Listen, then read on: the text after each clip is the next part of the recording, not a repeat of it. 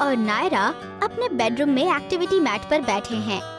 वो एक मुश्किल पहेली को सुलझाने की कोशिश कर रहे हैं। चलो नायरा, तुम ये कर सकती हो। ध्यान से देखो, ये इतना मुश्किल नहीं है।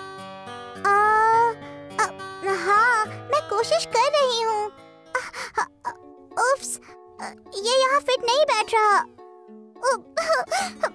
ओह नील, ये तो बहुत मुश्किल है। मैं ये नहीं कर सकती। नायरा, हमने अभी कोशिश शुरू ही की है।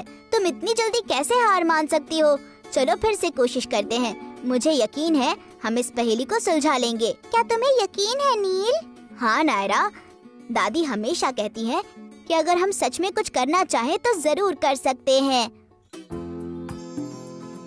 तुम दोनों क्या कर रहे हो नील और नायरा? हे दादी, मैं इस पहेली को सुलझाने के लिए कोशिश कर रही हूँ, लेकिन ये बहुत मुश्किल है। नायरा, फिक्र मत करो, आओ मैं तुम्हारी मदद करती हूँ।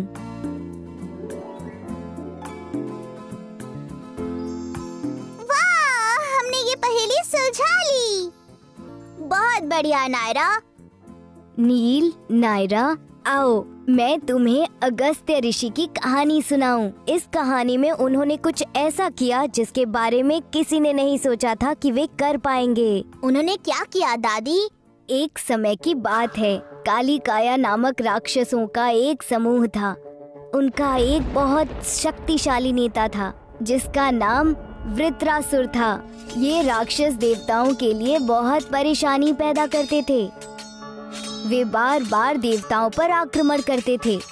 देवता बहुत चिंतित थे। भगवान इंद्र, जो देवताओं के राजा थे, जानते थे कि वृत्रासुर बहुत शक्तिशाली और चतुर था, इसलिए उसे सामान्य हथियारों से नहीं हराया जा सकता था। भगवान इंद्र के पास वज्र नामक एक विशेष हथियार था। ये एक बहुत मजबूत और शक्तिशाली हथियार था। इससे भगवान इंद्र ने वृत्रासुर को परास्त किया। वृत्रासुर के पराजित होने के बाद काली काया, जो उसके अनुयायी थे, समुद्र में छिप गए और हर रात बाहर आकर सभी को परेशान करते थे। काली काया अपने आसपास के सभी लोगों को डराते थे। वो सभी चिंतित थे। उन्हें नहीं पता था कि काली काया को कैसे हराया जाए। सभी को एहसास हुआ कि काली काया को हराना तभी संभव है जब समुद्र का सारा पानी खत्म हो जाए। तब देवता राक्षसों को देख सकेंगे और उन्हें हरा सकेंगे।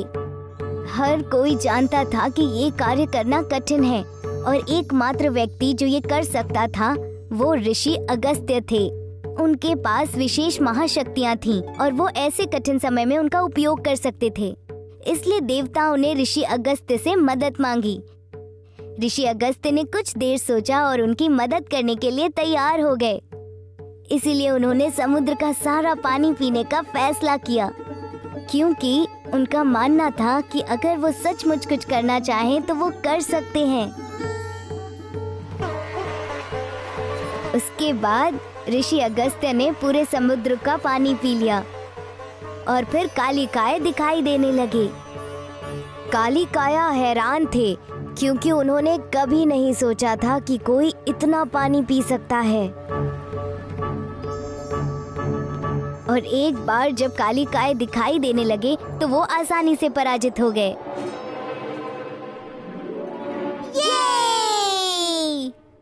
हमें इतनी दिलचस्प कहानी सुनाने के लिए थैंक यू दादी। वेलकम बच्चों। तो इस कहानी से आपने क्या सीखा? अगस्त्य ऋषि के पास महाशक्तियाँ थीं और वे बहुत सारा पानी पी सकते थे। दादी, हमने सीखा कि अगर हमें यकीन है कि हम कुछ करना चाहते हैं तो हम वो कर सकते हैं, भले ही वो कितने भी कठिन हो। हाँ हाँ, सिवाय इसके कि आप सागर का पानी पीना चाहते हैं। नायरा, क्या तुम अब भी किसी कठिन पहेली को सुलझाते समय डर जाओगी? नहीं दादी, मैं इसे सुलझाने के लिए अलग अलग तरीके अपनाऊंगी और अगर मैं फिर भी उलझन में पड़ गई तो मैं आकर आपसे पूछूंगी, जैसे देवताओं ने ऋषि अगस्त्य से पूछा था।